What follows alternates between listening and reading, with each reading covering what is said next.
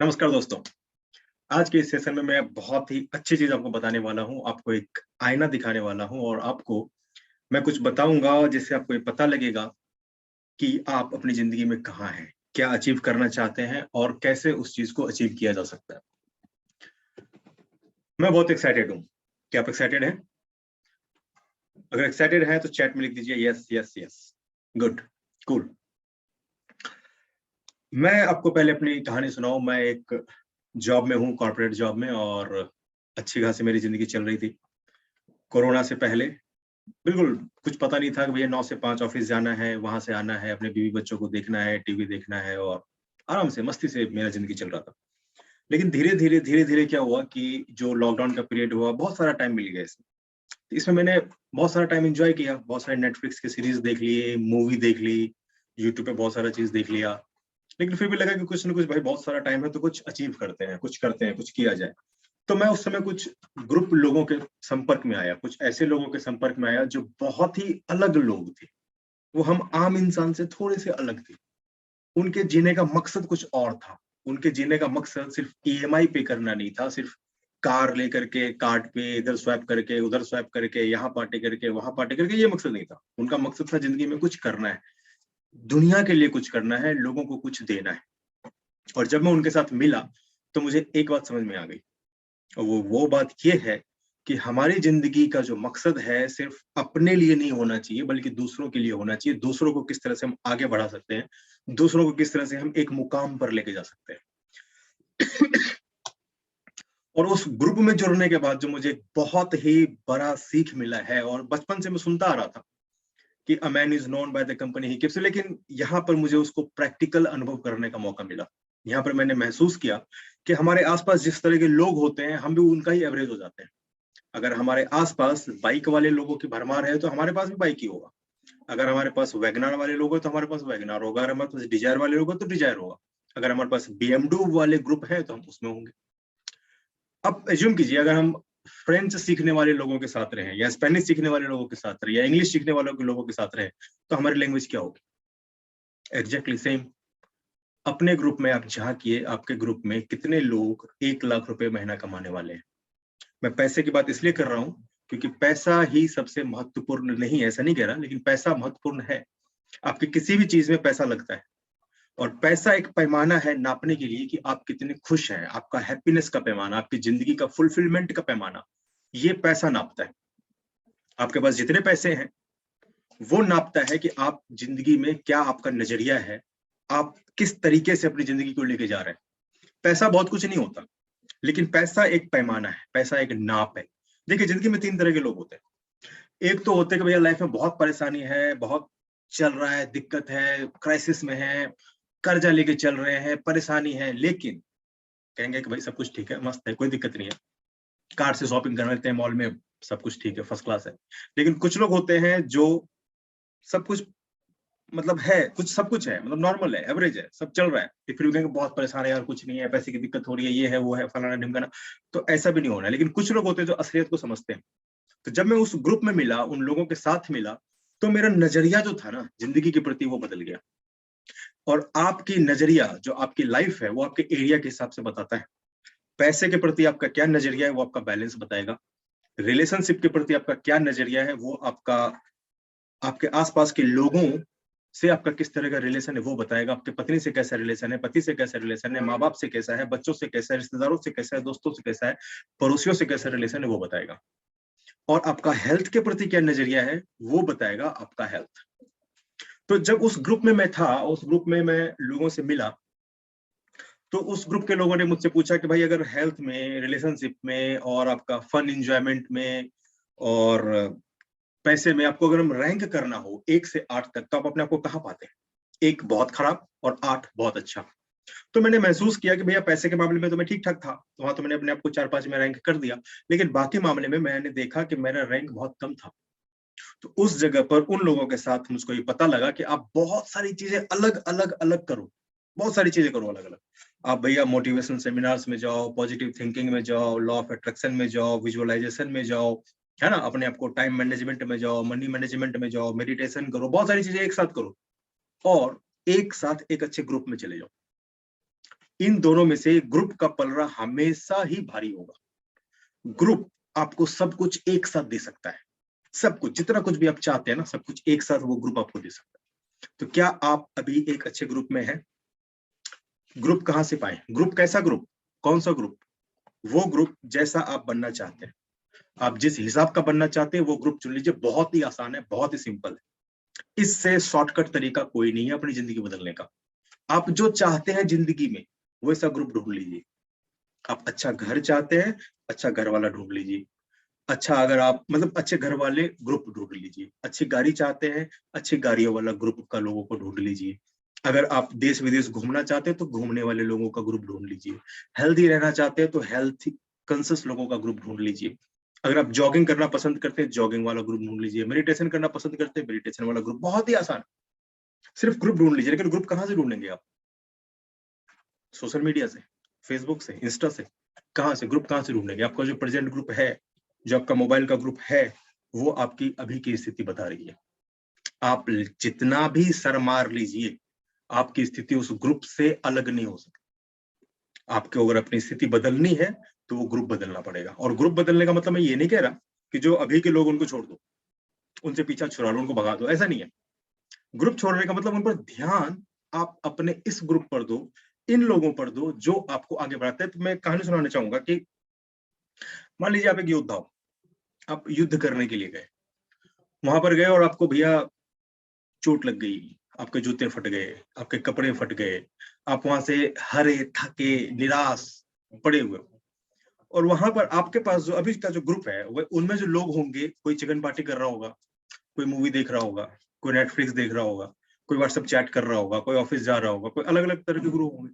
आप उनको बताओगे भैया मैं आज गया था युद्ध पे, बॉर्डर पे, और ऐसे ऐसे मेरी हार हुई, मुझे लगा, चोट लगा। तो उसमें से क्या होगा? अधिकतर लोग क्या बोलेंगे आपको? क्या बोलेंगे? अधिकतर लोग आपको बोलेंगे तू गया ही क्यों, तेरे साथ ऐसा हुआ, तू ये कर ले, तू ऐसा कर ले। उसमें से जो कुछ आपके अपने होंगे ना, खासम खास होंगे, वो आपको बोलेंगे तू जाता ही क्यों है, उधर मत जा, वहां जाना नहीं है, वहां खतरा है।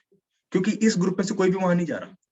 बस आपने हिम्मत दिखाई थी, आप वहां गए थे, और वहां से जब हार करके आए तो ग्रुप में कोई आपको सहारा देने वाला नहीं है ना?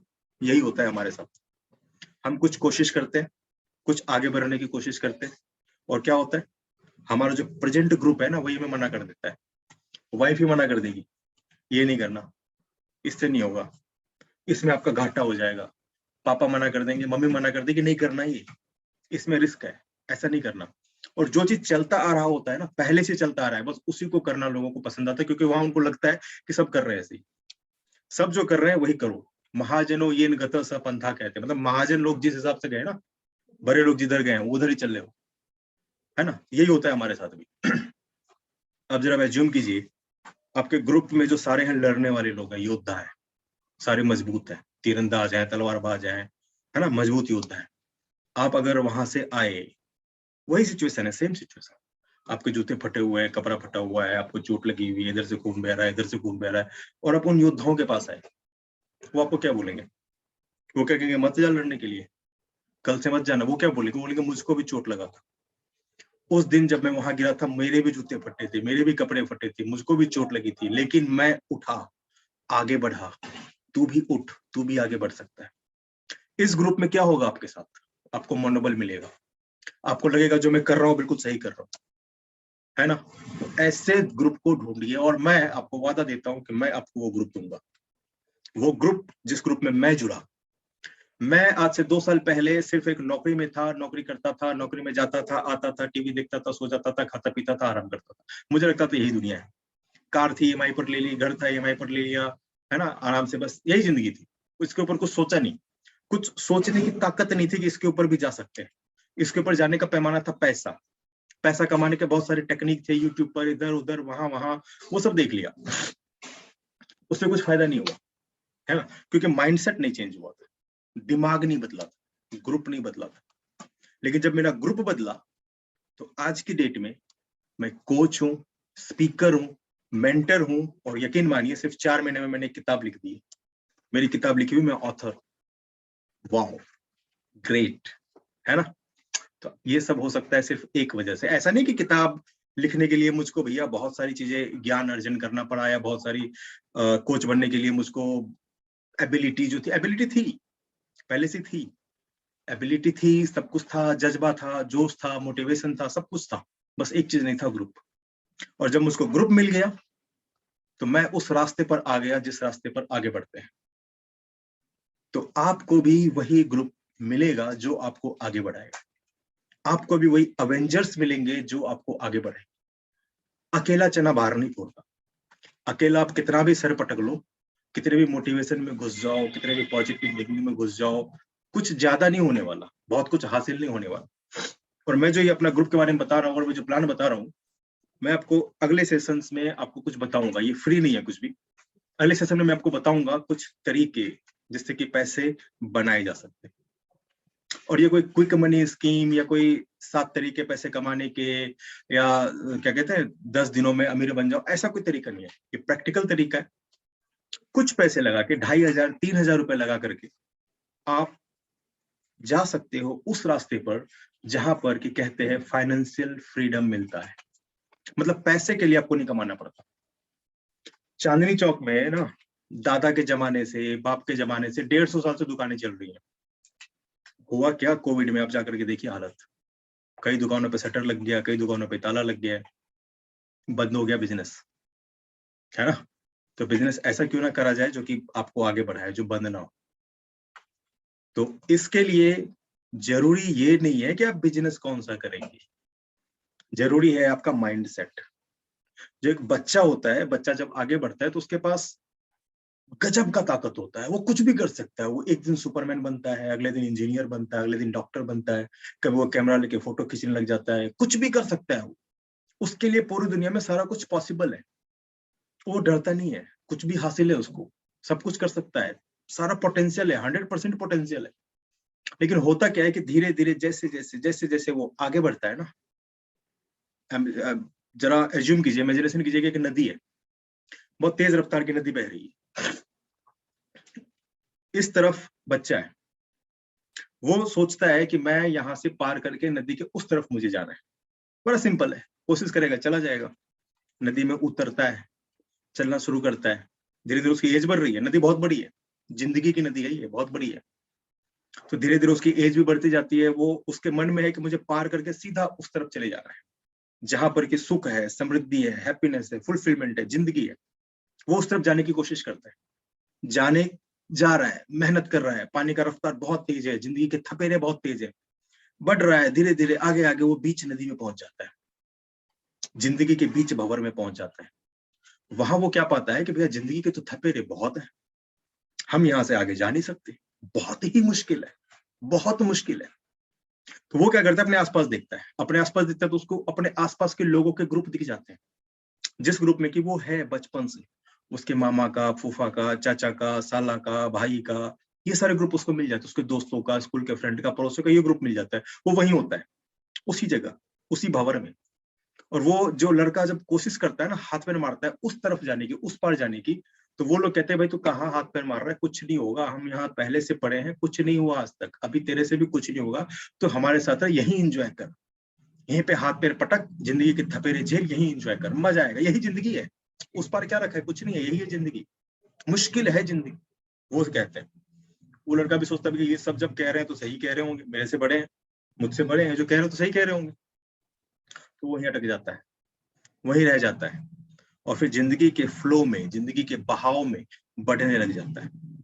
थोड़े दिन के बाद बढ़ते बढ़ते बढ़ते बढ़ते क्या आता है, प्रपात, जल प्रपात आता है, पानी वहां से बहुत नीचे गहरी खाई में जा रही।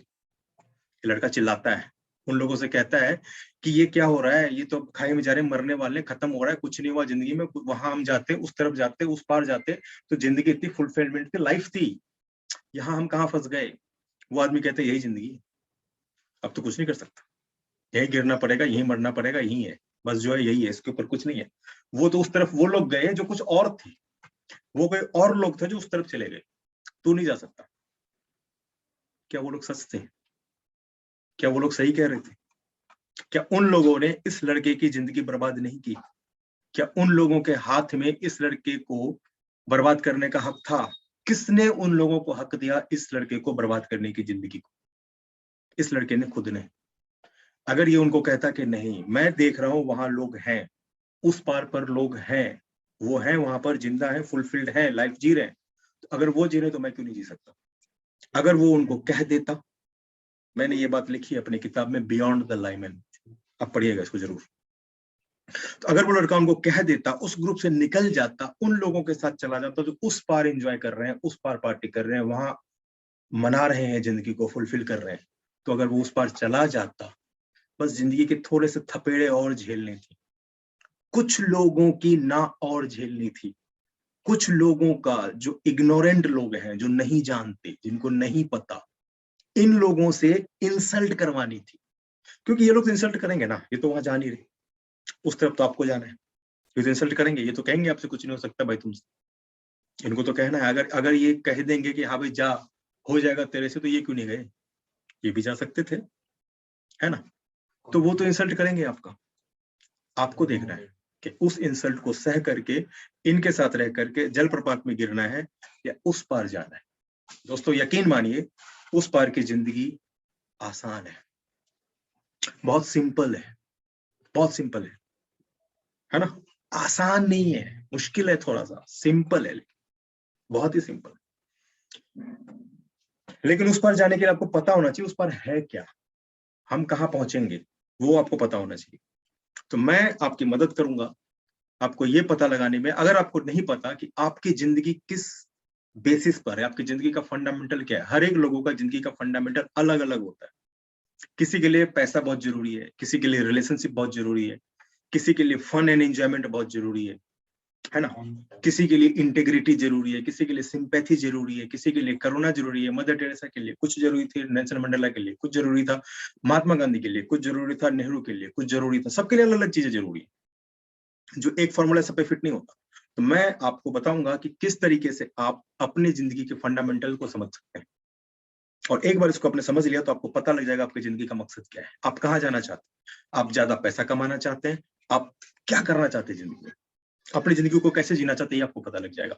नॉर्मली क्या होता है ना, नॉर्मल लोगों की बात बता रहा हूँ, नॉर्मली क्या होता है कि लोगों को लगता है कि पैसा एक पैनेसिया है, पैसा वो दवाई है जो आपकी हर बीमारी को दूर कर देगा, ऐसा लगता है। और ऐसा कुछ हद तक है। अभी अगर आपके पास 10 करोड़ रुपए आपको मिल जाए, अभी आज के दिन में अगर आपको 10 करोड़ रुपए मिल जाए, तो क्या आपकी सारी समस्या खत्म नहीं हो जाएंगी? हो जाएंगे ना, एग्जैक्टली ऐसा ही लगता है। लेकिन उस 10 करोड़ के लिए ना माइंडसेट, जो दिमाग है ना, वो सही होना चाहिए। अभी कभी आप रोड पे चले और कोई आपको बैग में लेकर के 10 करोड़ रुपए दे दे कि भाई ले, ये 10 करोड़ रुपए मैं आपको दे रहा हूँ भाई साहब, आप क्या करोगे? ले लोगे? लगता है ले लोगे?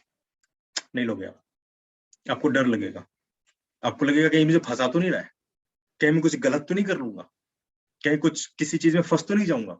आपको 10 करोड़ सूटकेस में लेकर कोई देने भी आए ना, आप नहीं लोगे। ये नेगेटिव माइंडसेट है ना? मैं ये नहीं कह रहा कि आप लो ही लो, हो सकता है गलत हो, लेकिन ये माइंडसेट है, पैसे माइंडसेट से आते हैं। पैसे अगर आ रहा है ना, माइंडसेट है आपका सही तो आपके पास पैसे आएंगे, माइंडसेट आपका सही नहीं तो आया हुआ पैसा भी चला जाएगा। और यही चीजें हर चीज में है, रिलेशनशिप में भी माइंडसेट आपका सही है तो सब कुछ सही होगा, माइंडसेट सही नहीं है तो सही नहीं होगा।